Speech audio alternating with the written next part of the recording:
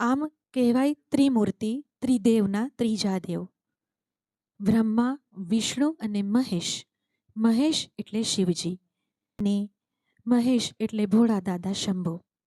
એમ એમને સંહારક કહેવામાં આવ્યા છે. છતાં એમના તાંડવ નૃત્યને જ્યારે અત્યારે સાયન્ટિસ્ટ એનાલાઇઝ કરે છે તો ત્યારે સમજાય છે કે તે દરમિયાન જે એનર્જી છૂટી થાય છે એ જ એનર્જીથી નવા બ્રહ્માંડનું સર્જન થાય છે.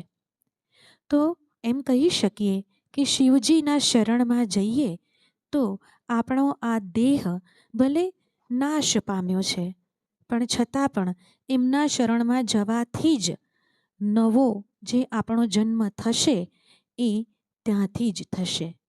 એટલે શંભુજીના શરણમાં જવાની આજીજી આપણે કરવી જોઈએ.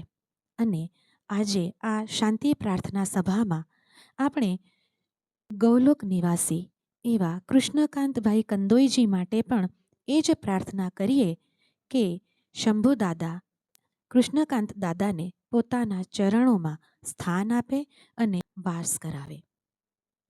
અમી ભરેલી નજરો રાખો. મેવાડના શ્રીનાથજી